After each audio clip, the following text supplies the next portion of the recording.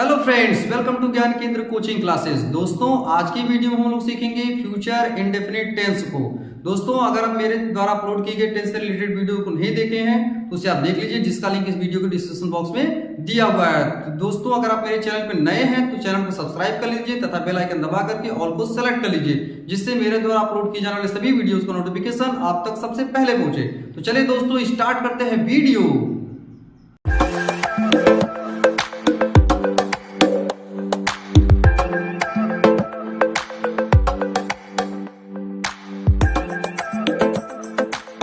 चलिए दोस्तों, देखते हैं फ्यूचर इंडेफिनिट टेंस को। तो फ्यूचर इंडेफिनिट टेंस की पहचान क्या होती है, सबसे पहले हम लोग ये देखेंगे। तो देखिए, लिखी गई इसकी पहचान है कि जिन हिंदी वाक्यों के अंत में मुख्य क्रिया का मतलब होता है मेन वर्ब के साथ गा गी गे का प्रयोग होता है तो उन्हें फ्यूचर इंडेफिनिट टेंस का वाक्य कहते हैं। तो दोस्तों, आप समझ जाइए कि जो भी मेन वर्ब होगी, अगर उसके साथ में गा गी गे मतलब ये सब अक्षर जो कि आपको अगर मिल गए मेन वर्ब के साथ में, तो क्या कौन सा टेंस हो जाएगा आपका?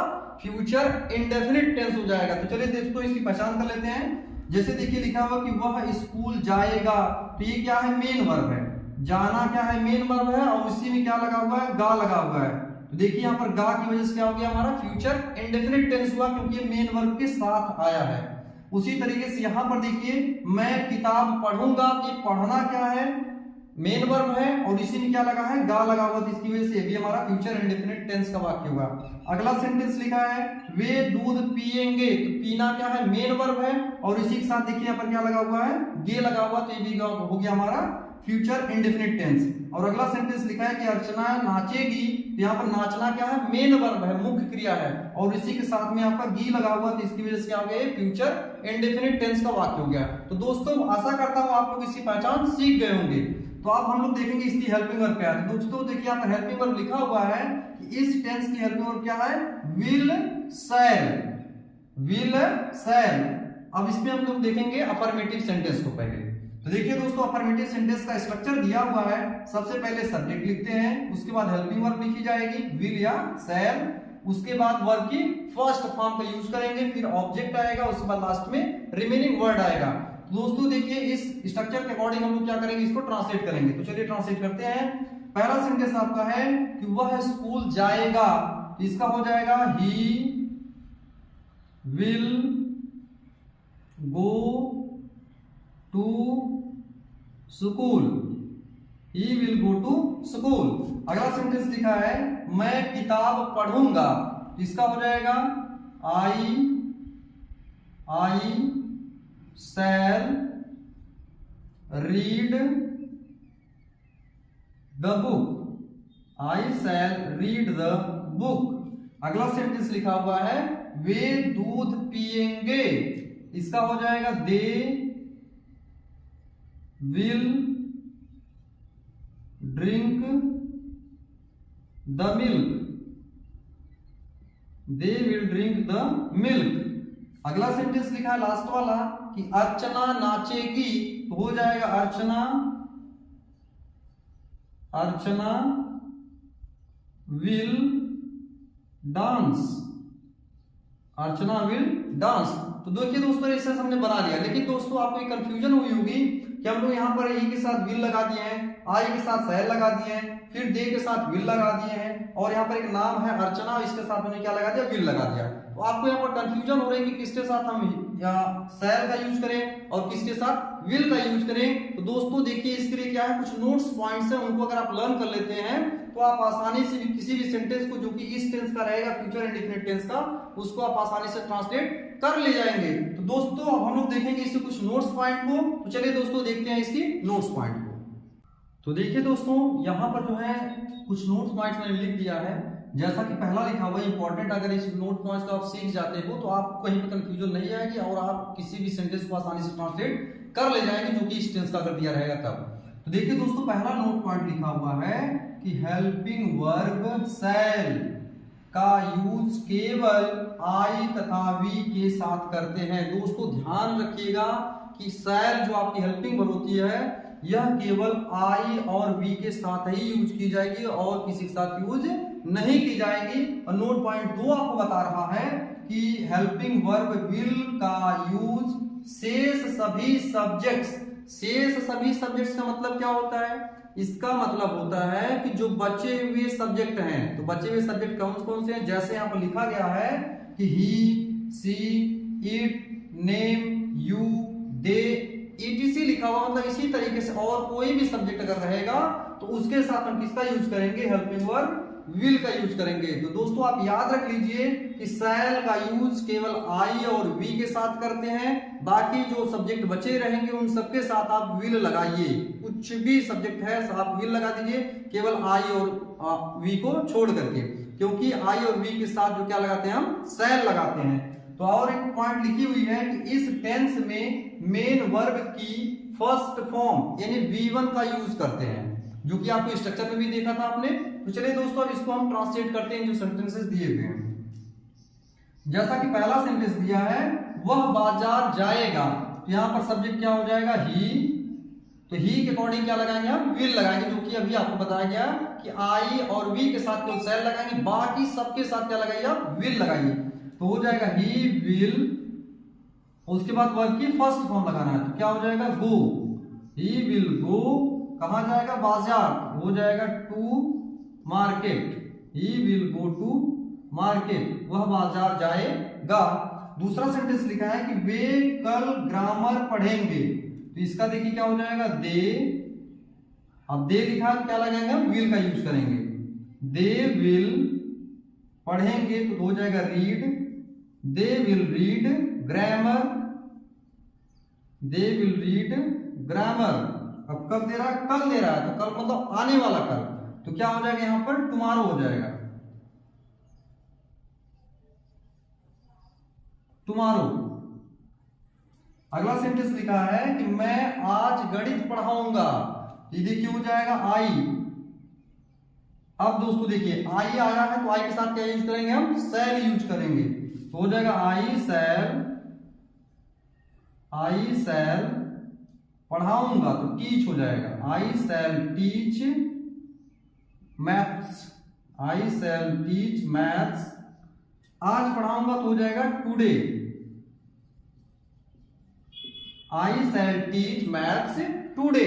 अगला सेंटेंस लिखा है कि पल्लवी छत पर सोएगी, तो देखिए हो जाएगा कि नाम है, तो अभी आपको बताया गया कि केवल आई और वी के साथ शैल का यूज, बाकी सबके साथ विल का यूज करिए।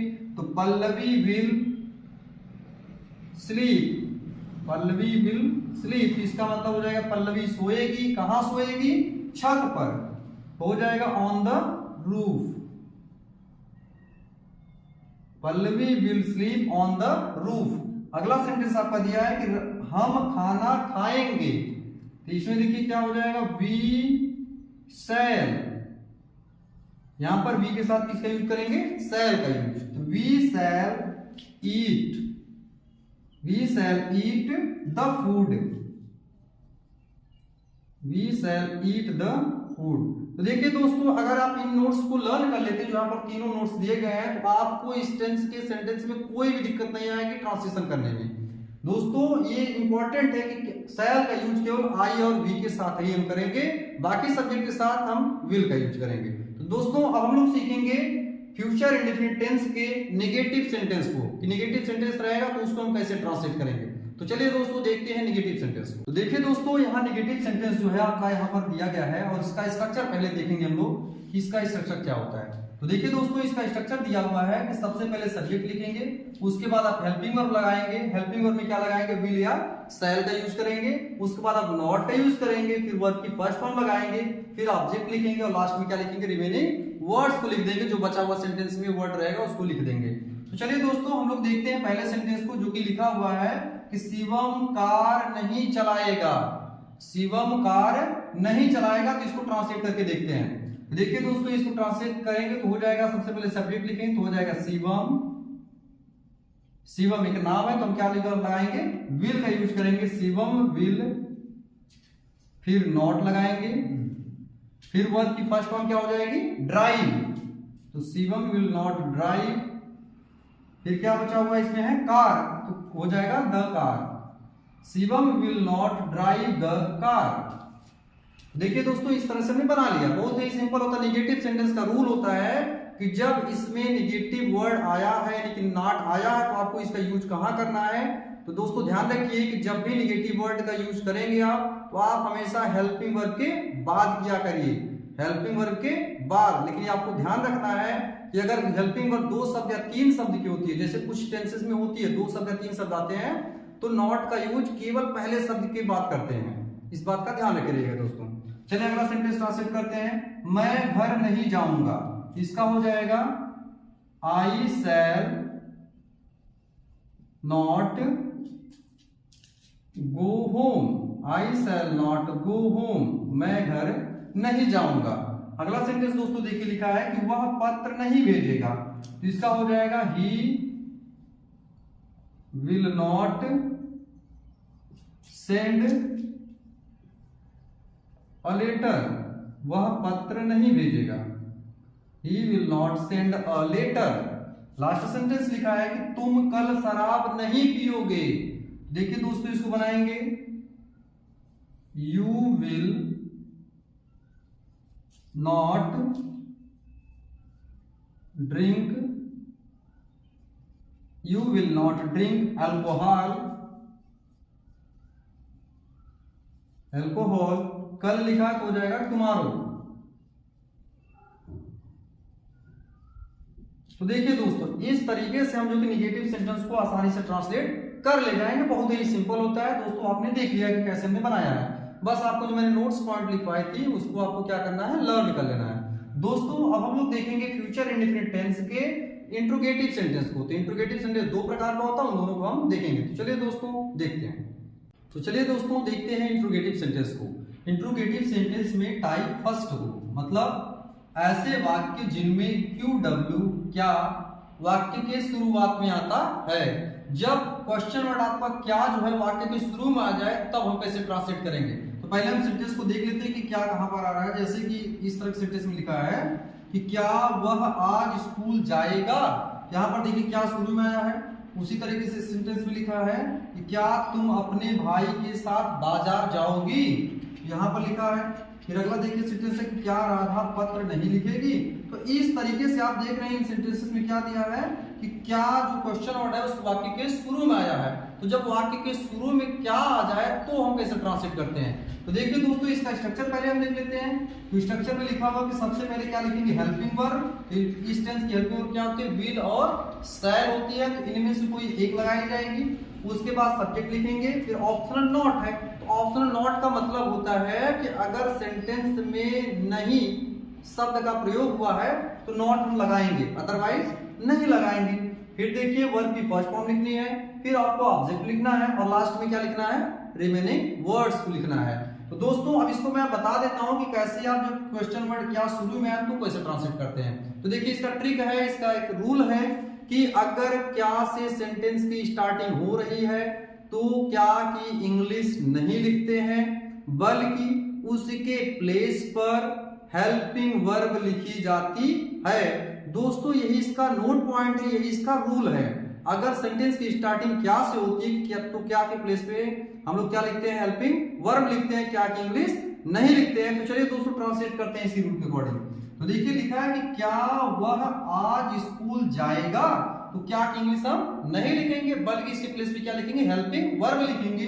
तो वह क्या है, ही है। तो ही के बॉडी क्या लगाएंगे, विल। यहाँ पर कौन सी वर्ब आ जाएगी, हेल्पिंग वर्ब विल आ जाएगी। तो हो जाएगा आपका विल ही।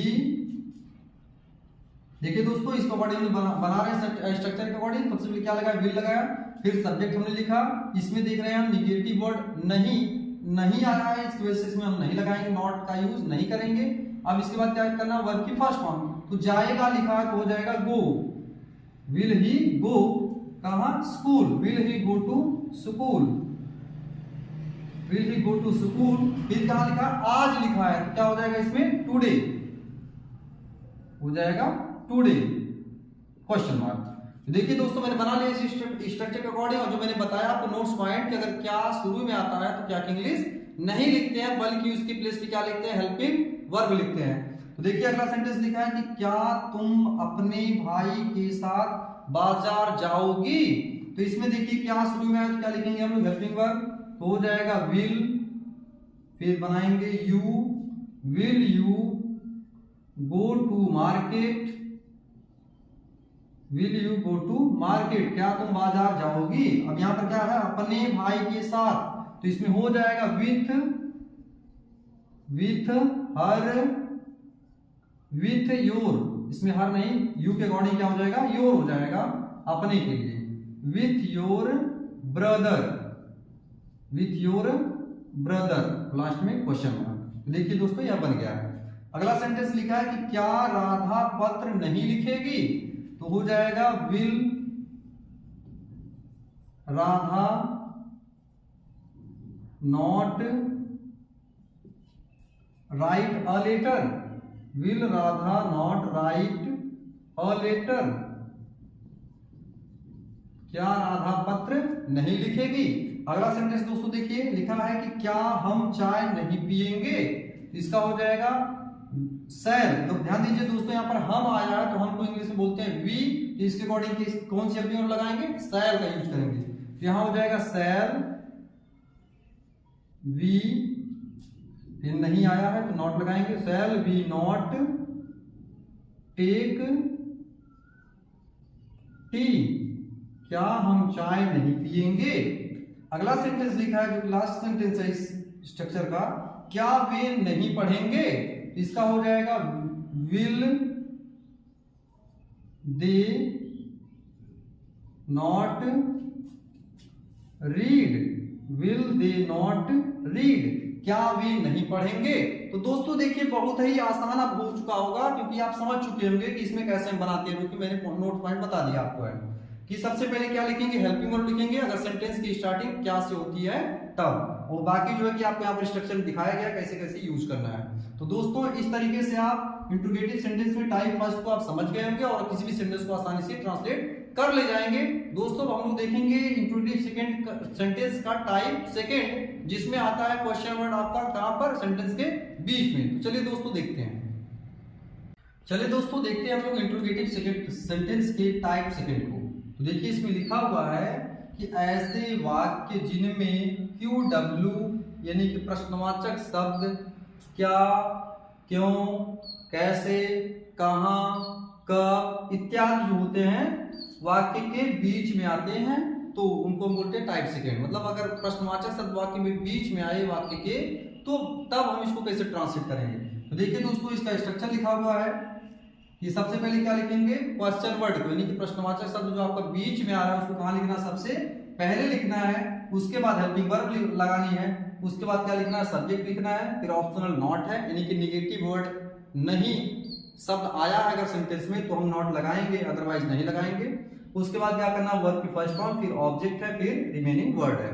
तो सिंपल सा दोस्तों देखिए इसका रूल हम देख लेते हैं। इसका रूल यह होता है कि अगर प्रश्नवाचक शब्द आपका बीच में आता है वाक्य के तो उस प्रश्नवाचक शब्द को आप क्या काम करिए, ट्रांसलेशन करते समय उठा करके ले जाइए सबसे पहले, यानी कि सबसे पहले क्वेश्चन वर्ड की इंग्लिश लिखेंगे, फिर हेल्पिंग वर्ब लगाएंगे, उसके बाद सब्जेक्ट, फिर आपका ऑप्शनल नॉट और वर्ब की फर्स्ट फॉर्म, इस तरह से ट्रांसलेट कर देंगे। तो चलिए दोस्तों हम सेंटेंसेस को ट्रांसलेट करके देखेंगे। तो देखिए यहाँ पर पहला सेंटेंस दिया हुआ है कि तुम स्कूल क्यों नहीं जाओगी, तुम स्कूल क्यों नहीं जाओगी। तो देखिए इसमें प्रश्नवाचक शब्द क्यों आया हुआ है तो क्या करेंगे, इसको सबसे पहले लिखेंगे। तो देखिए यहाँ पर हो जाएगा वाई, अब हेल्पिंग वर्ब लगाएंगे, तो यहाँ पर तुम लिखा तो तुम के अकॉर्डिंग क्या लगाएंगे, हम विल का यूज करेंगे, वाई विल, उसके बाद सब्जेक्ट लिखा जाएगा तो हो जाएगा यू, फिर नहीं शब्द आया है तो क्या लगाएंगे, not, why will you not, जाओगी लिखा है तो गो टू, कहां, स्कूल कह रहा है तो हो जाएगा why will you not go to school, तुम स्कूल क्यों नहीं जाओगी। अगला सेंटेंस लिखा है मैं खाना कहां खाऊंगा, मैं खाना कहां खाऊंगा। इसमें प्रश्नवाचक शब्द आपका क्या है, कहां, तो कहां की इंग्लिश सबसे पहले लिखेंगे तो हो जाएगा आपका वेयर। अब ध्यान रखिए दोस्तों यहाँ पर मैं आया है तो मैं के अकॉर्डिंग कौन सी हेल्पिंग वर्ब लगेगी, सेल लगेगी, तो हो जाएगा where shall I eat the food, where shall I eat the food, मैं खाना कहाँ खाऊंगा। अगला सेंटेंस लिखा है, देखिए इस तरह से इसका बन गया। अगला सेंटेंस है कि कर्णिका बाजार कैसे जाएगी। तो इसमें क्वेश्चन वर्ड आपका कैसे लिखा हुआ, तो इसकी इंग्लिश सबसे पहले लिखेंगे, तो हो जाएगा यहाँ पर कर्णिका, सॉरी इसमें हो जाएगा आपका सबसे पहले क्वेश्चन वर्ड लिखेंगे, तो हो जाएगा how will Karnika go to market.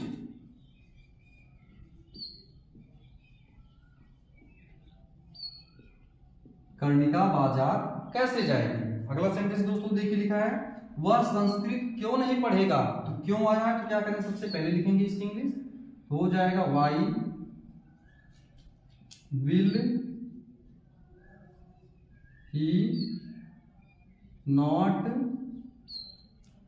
Read Sanskrit.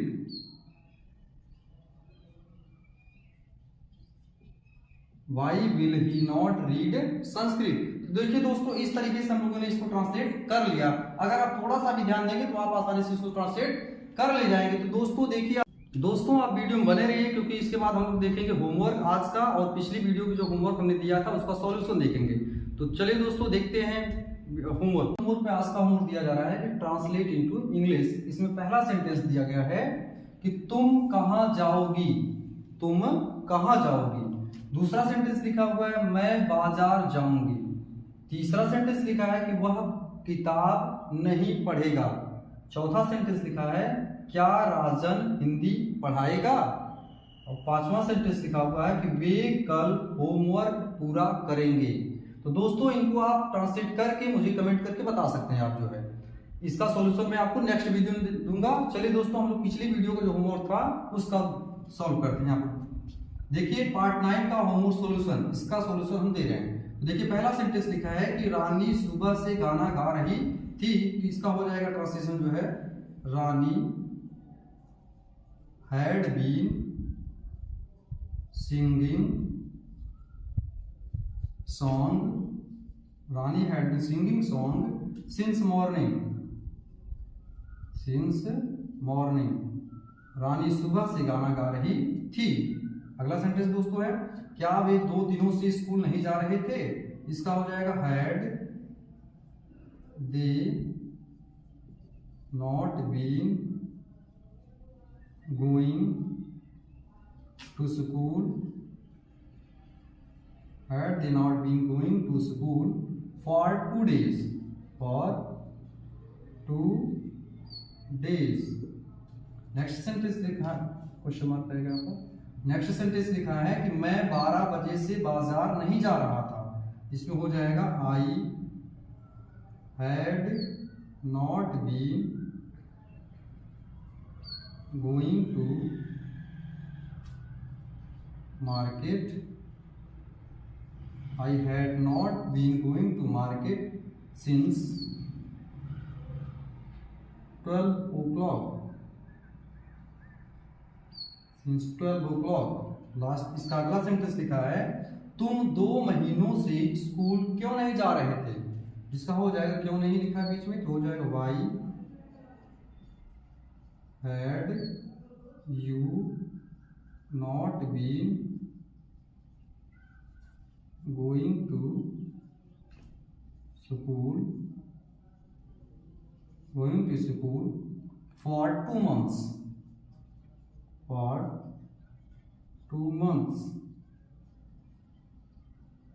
ये देखिए दोस्तों हो गया। अगला सेंटेंस लास्ट वाला सेंटेंस लिखा है कि वह 5 अप्रैल से ग्रामर नहीं पढ़ रहा था। इसका हो जाएगा he had not been reading grammar